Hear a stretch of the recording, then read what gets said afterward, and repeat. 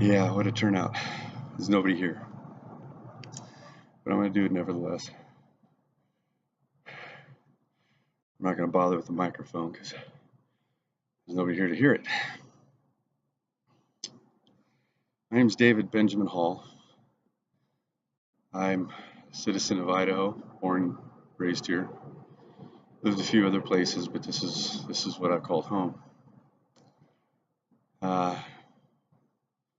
Almost 5 years ago, I was injured on the job, and since that time, I've lived in poverty and pain, due in large part to the neglect of not only the institutions that we've hoped would insure us against calamity, but the very doctors that we've entrusted to care for us when we are in need.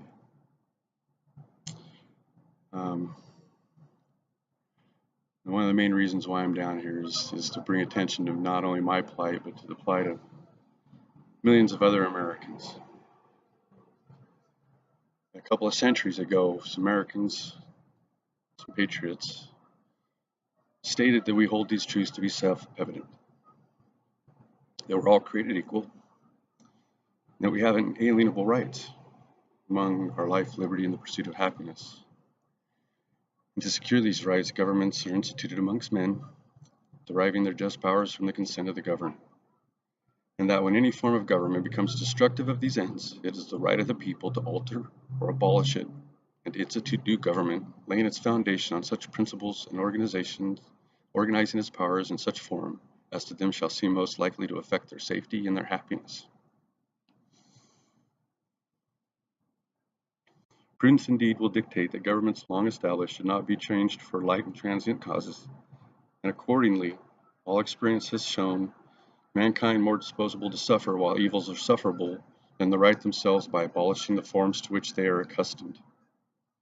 But when a long train of abuses and usurpations pursue invariably the same objective designs to reduce them under absolute despotism, it is their right,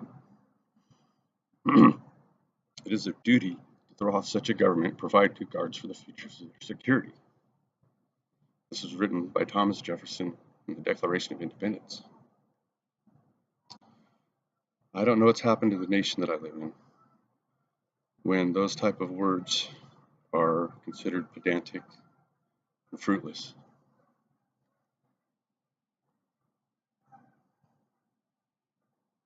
The fact is, as is evidenced today, is people are too busy. They don't care. They don't care about a government that seeks to rob them of their wealth and displace them on the very land that their parents, their grandparents, and their forebears fought so hard to preserve. Now, what has happened to me has happened to thousands of Americans nationwide. And the reason why is because in 1973, Richard Milhous Nixon signed into law the Health Care Maintenance Organization Act, in which medical insurance agencies, hospitals, clinics, and even doctors could begin functioning as for-profit business entities instead of a service organization that they were intended to be. Written and lobbied for by Kaiser Permanente, HMOA 73, the law Nixon mandated also included clauses that encouraged medical providers to not cure afflictions, but to prolong them by only treating the symptoms. Now, this is a law. This was a law that was written by the lobbyists that benefited the most from it. Since that time, American healthcare has suffered, the American population has suffered, and these institutions, many of which call themselves non-for-profit, have profited exceedingly well. Poverty is a human condition created by design. Poverty in the rest of creation is defined as a scarcity of natural resources brought on by environmental conditions. There is no scarcity of resources when it comes to we humans. We create abundance. Any lack of resources or manipulation of scarcity, using monetary controls and other socioeconomic tools. Poverty, in a sense, is an act of violence by one group against another. and nothing more. Poverty is a whipping post that they hold over every American's head in order to prevent you from rebelling against a system that is designed and inherently there to do nothing but profit off of you. It does so by taking the wealth of your labor, does so by regulation and by law.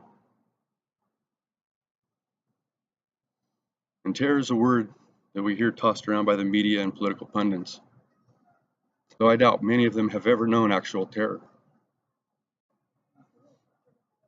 Poverty is terrible. Pain is terrible, but true terror is having a government set against you at every turn. Terror is living in the U.S. without a home, without health care, with a criminal justice system bent on imprisoning the impoverished. Terror comes in many forms. It comes in the form of war.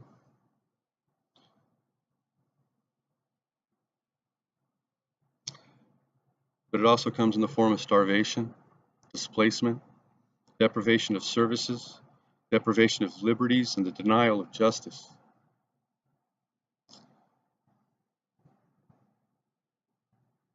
Our very capitalistic society is a terrorist organization. When you peel back the surface, you have to work every day out of fear of losing all that you've earned.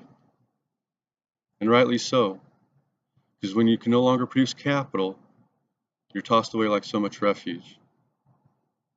Next to having your city bombed into rubble, what could be more terrible than the loss of all that you have and all that you are?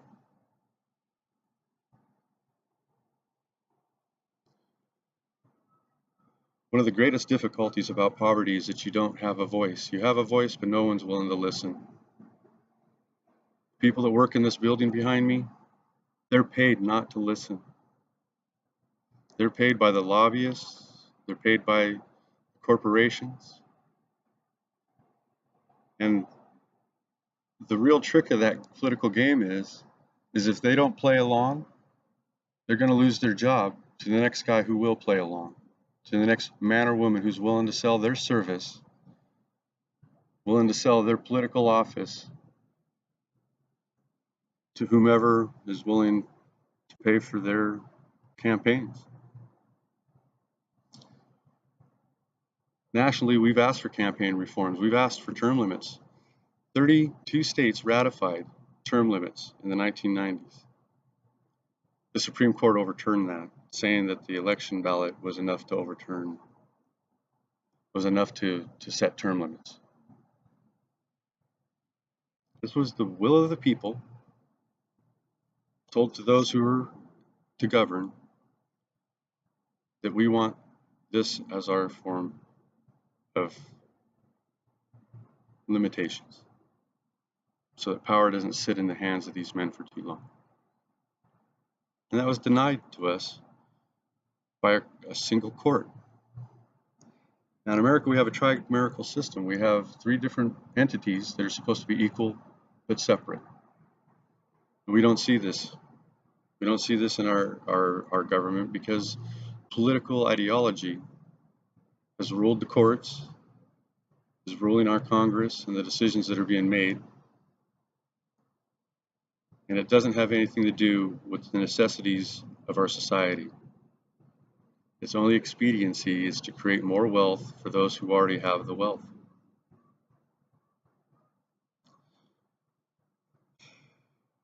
And no one should really rely upon the government as a benefactor. Historically, the United States government has done demonstrative things to its own citizens. They've enacted laws that kept segregation. They've imposed ordinances that allowed for ghettos to be formed. During Prohibition, our own government poisoned alcohol to discourage its use, killing tens of thousands of people. The United States federal government is responsible for one of the largest genocides of human beings in recorded history, with the decimation of the native peoples. So I think it's somewhat ironic that I'm still trying to get this government to do something correct and proper for me, knowing full well it's demonstrative history. And that's why I want my money back.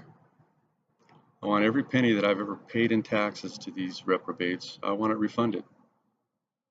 They've broken with the social contract. They've removed my liberties and my abilities through their legislation. And now I'm left exposed to the elements.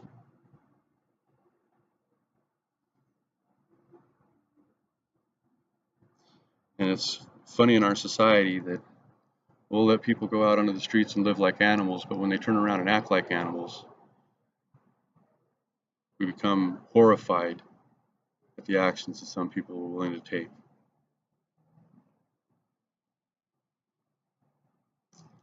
I think it's more horrifying that people are lackadaisically not doing a thing about the conditions that they live in. If this can happen to me, it can happen to you.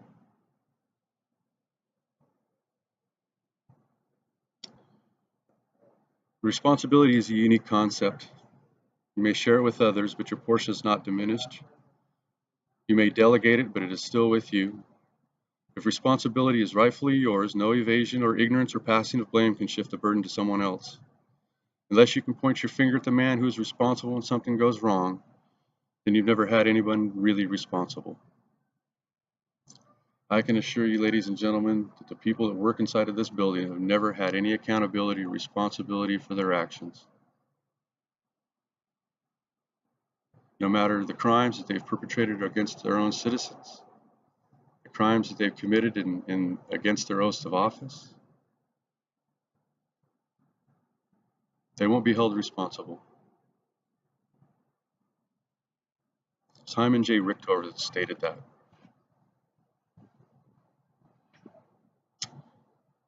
And a lower court Supreme Court Justice, Louis Banderas, had this to say: "Our government is the potent, omnipresent teacher, for good or for ill. It teaches the whole people by its example. Crime is contagious. If the government becomes a lawbreaker, it breeds contempt for the law. It invites every man to become a law unto himself. It invites anarchy.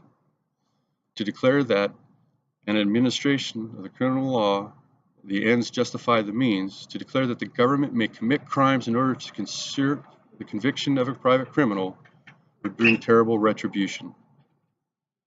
Against pernicious doctrine, this court should resolutely set its face."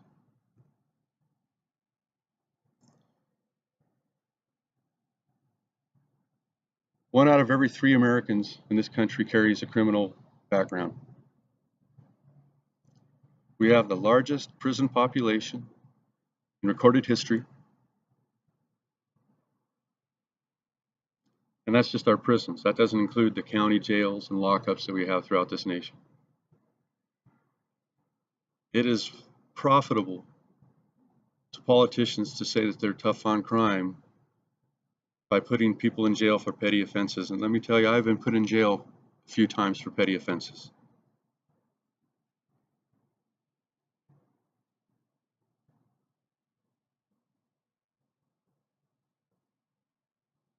I'm not proud of the fact, but I can tell you that there's an awful lot of people that prey upon that system, whether it be the probation offices, the drug counselors.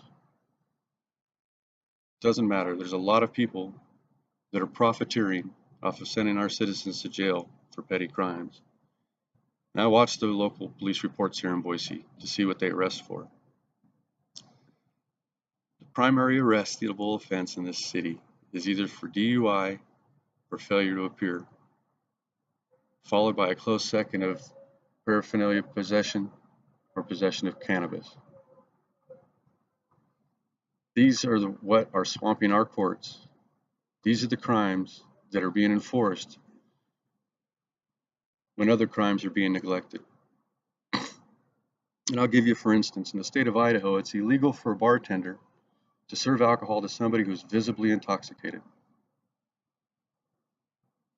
That happens every weekend in this city. But I have never, ever seen that law enforced. Not once. Not once in the 30 years that I've been looking at police reports have I ever seen that law ever enforced. The reason being is because the state of Idaho sells the liquor. And why would they want to punish somebody for selling their product? And they profit twice. They profit off of selling the booze, and then they profit off of the encounters that they have with people that are foolish enough to drive while intoxicated. But in all of these arrests that I've witnessed, that I've seen the reports for, it is an extremely rare occasion when somebody of wealth has been arrested. I see a lot of poor people. I see a lot of homeless people. I see some of these people that have been arrested time and time again for the same offenses. But I have never seen a wealthy man in jail.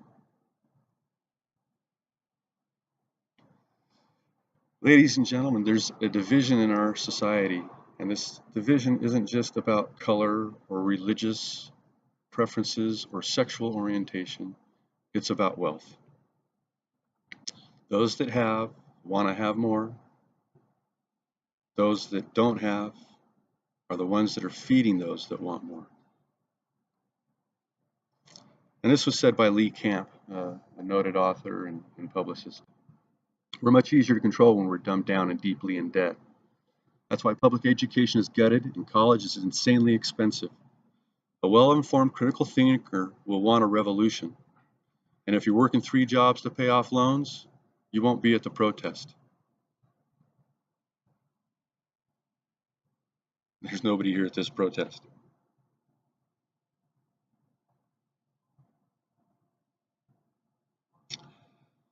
Lincoln had his pluses and minuses. He had views that I agreed with and views that I didn't. But this view of Abraham Lincoln's that he spoke about in his first annual message on December 3rd, 1861, spoke to the actual power and the importance of labor.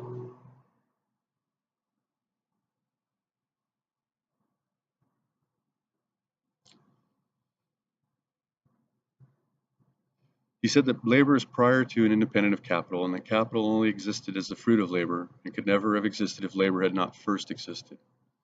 Labor is the superior of capital and deserves the much higher the consideration. Capital has its rights, which are as worthy as protection of any other rights,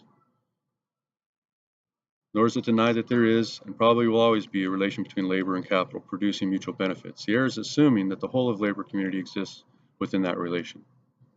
And what he's trying to describe there is that we have to give the consideration to labor, that if labor isn't reaping the benefits of their work,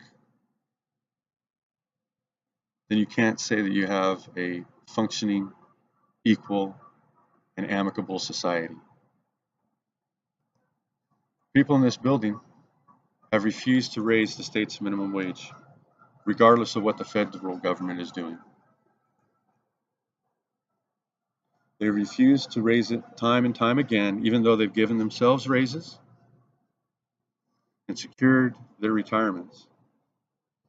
An official working as a representative in this building serves 2 terms, and they have a retirement package along with health care.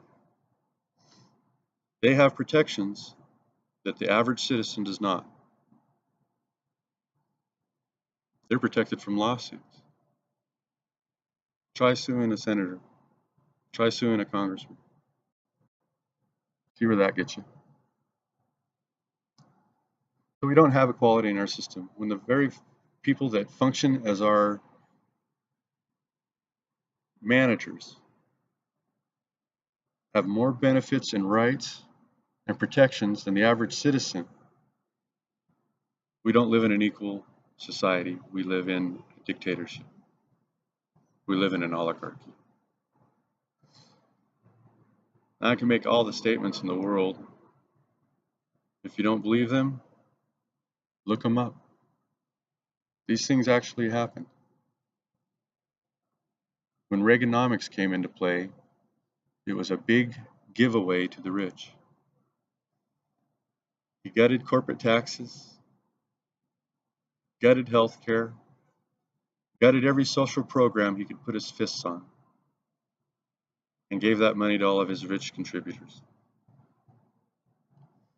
Our government has been rolling down the hill since the Nixon administration, and it's one portion of our government that has expedited this more than any other.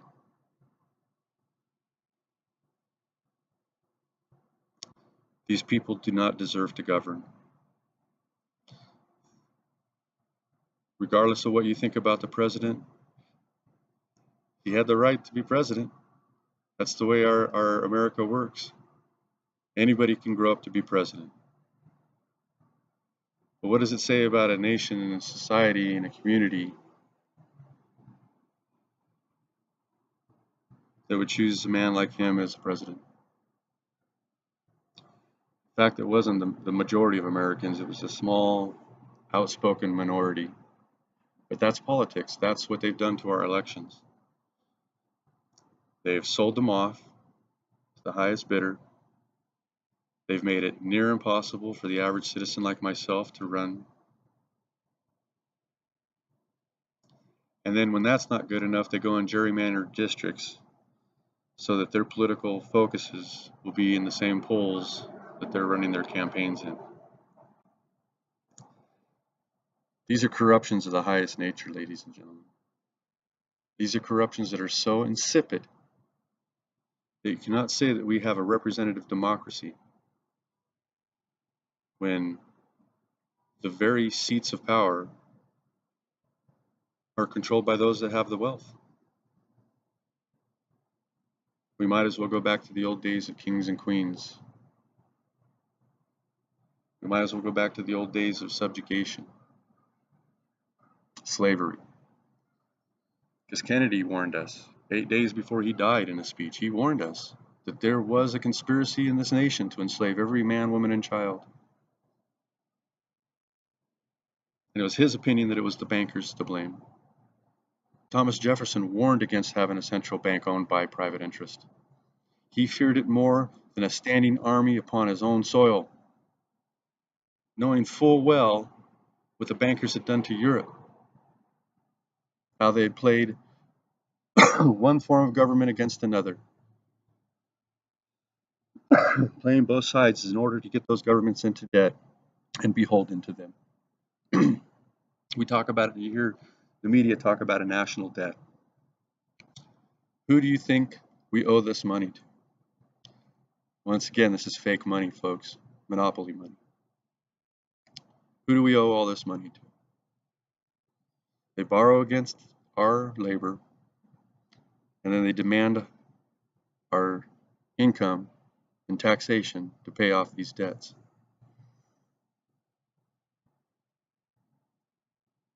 The vast majority of this wealth that's created by this nation is wasted and squandered in the industrial military complex. The military industrial complex has siphoned trillions of dollars off of the backs of Americans for no good reason. We're not any safer today than we were 100 years ago, and an overbloated military has done nothing to prevent the poverty or the crime or the tyranny that we have in this nation. These colonels and generals and military people swore an oath to defend this country against all enemies, foreign and domestic. And I don't see a single general marching on Washington. I don't see a single colonel stepping up and saying, we're no longer going to go and bomb innocent people in third world countries because we want their resources. You just don't see that.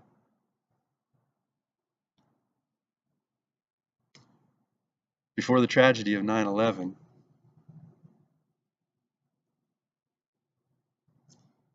the Pentagon was pulled before Congress to account for trillions of dollars that they couldn't own up to. They'd spent it, they'd received it, but they couldn't account for it.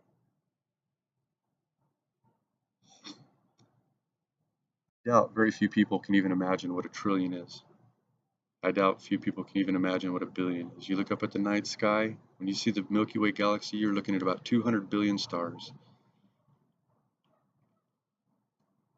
1/5 of a trillion.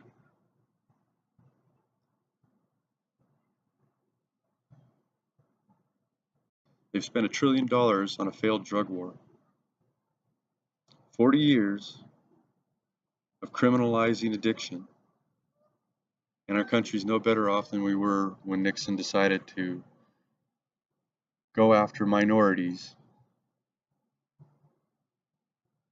using addiction as a crime and the cause.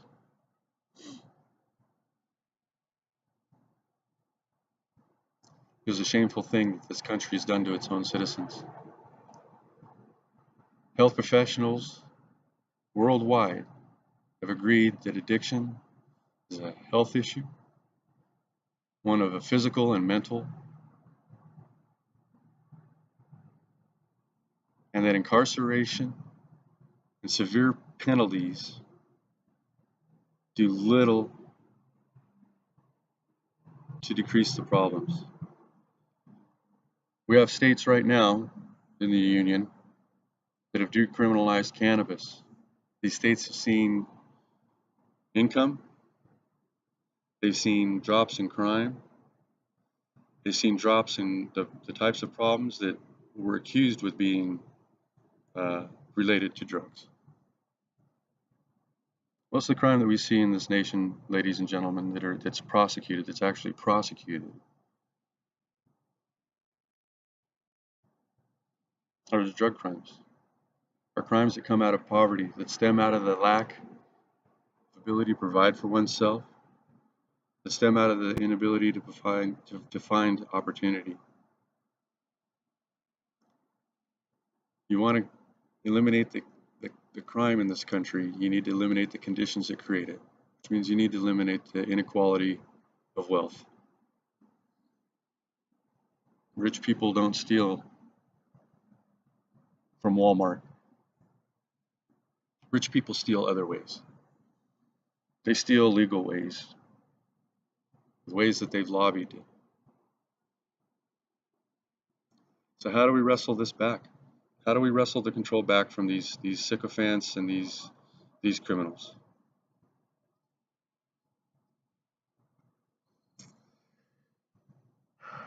Well, I can tell you, but you're not going to like it. I can guarantee you're not going to like it because it requires sacrifice. In order to get rid of the banking cartels, you need to stop using their money. Simple as that. Well, what else do we use? Well, it'd be better to trade marbles. It would be better to trade seashells or some other esoteric item than it would be to continue to use this fiat currency called the dollar bill. Barter any other way. But this is the real way, is to control your own labor. One of my greatest heroes in life that I've seen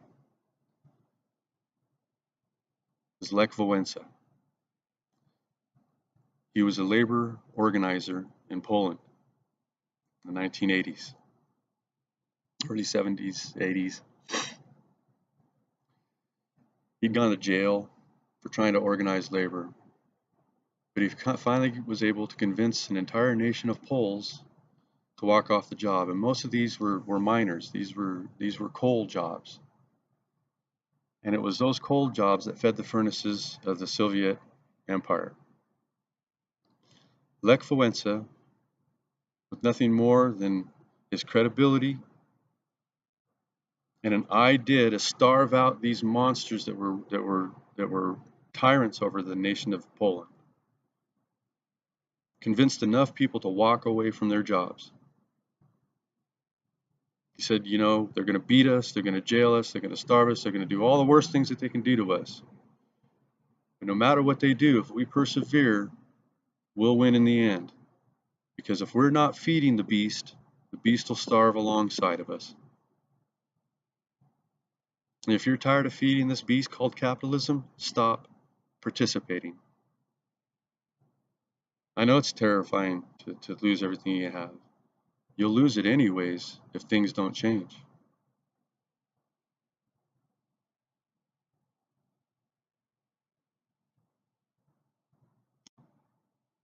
He organized labor, got them to walk off the job, and within 2 years the Soviet Empire had crumbled. It wasn't Ronald Reagan saying, "Tear down this wall, Mr. Gorbachev," that got the wall to come down. It was the laborers of Poland refusing to feed into a system that was set on their own destruction. Many other nations followed suit. Chechnya, Yugoslavia, all of the Eastern Bloc nations saw the example of Poland, went on general strikes, and that was the end of the Soviet Union. The wall came down because East Berliners stopped feeding the system.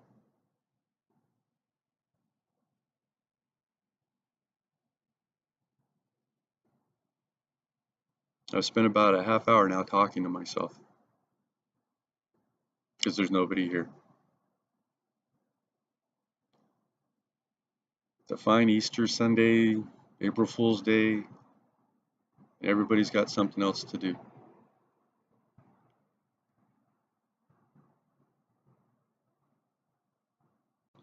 Well, let me tell you, there are two types of personalities in the world. There's the light bringer and the shadow. The shadow cannot exist without the light, but the light can be everything it is, simply by being, needing no shadow to provide contrast or substance. When you become a light bringer, the shadow will endeavor to rant and rail at your brightness in the hopes that they can remain active in the corners and recesses where the light does not touch. It's at these times that we need to use our light to brighten those places lost to the shadows, but if only for one reason, to bring warmth and compassion to those who have been lost in the dark for so long, they've forgotten the light within themselves. I see a lot of evil in this nation right now. I saw a lot of people that do evil things to one another for evil reasons. And I hate describing it as evil because then that has this type of philosophically religious overtone. But the fact is, the fact remains that many of the actions that have been done by these governing bodies have been the antithesis of evil.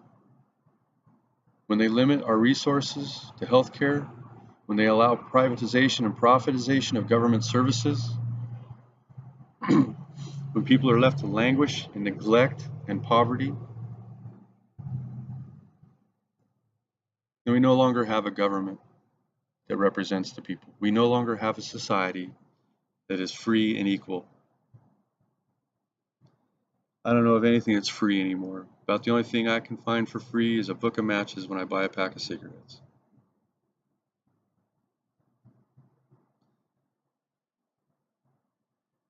And there are those that advocate to burn it all down.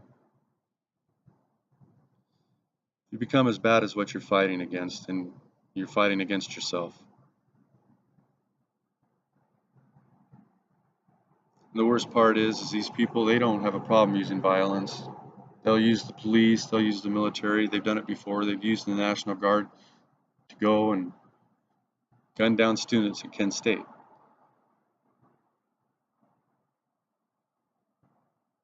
These aren't arbitrary statements, folks. Our government, our political leaders have done these things time and time again. It's not just one or two bad eggs.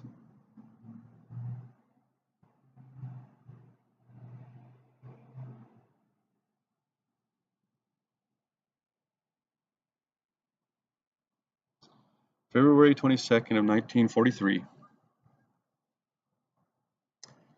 a group of young students were marched out to the yard of the Stahlhelm prison in Germany. Stadelheim prison in Germany. Because they chose to speak out against an oppressive government. They chose to speak out against what they believed was an evil. And one of the memorable words spoken by Sophie Scholl, a young girl, I think ring as true today as they ever have.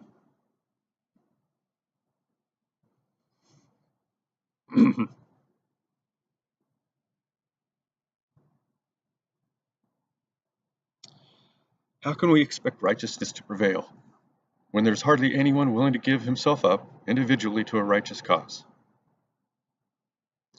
Such a fine sunny day and I have to go.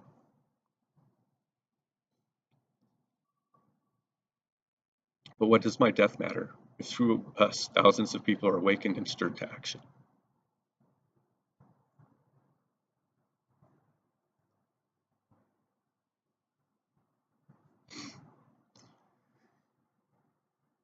I'm not a brave man.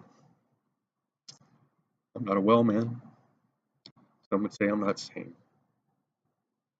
But I am determined.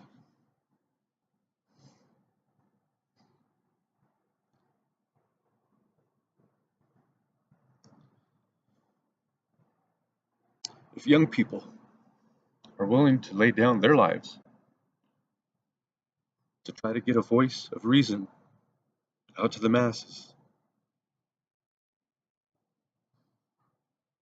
then who am I not to try as well?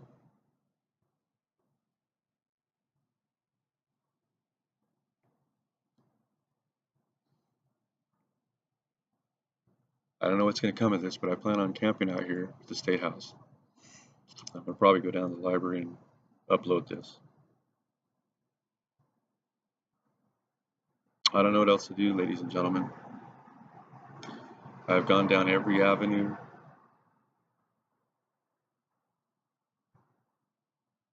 I've traveled down, hunted down every pursuit to try to find some kind of reasonable conclusion to my conditions, and they're just not there. The people that say that they're there to help you aren't there to help you. They're there to help themselves. I've been told to go to the shelter. The shelter's not going to fix my back.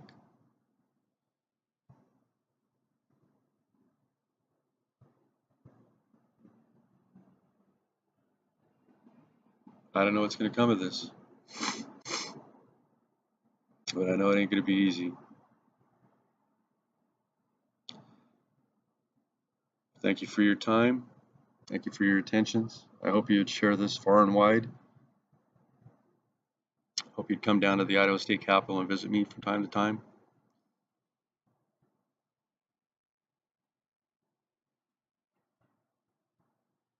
And I don't hope for much else because I don't expect much else anymore. Thank you.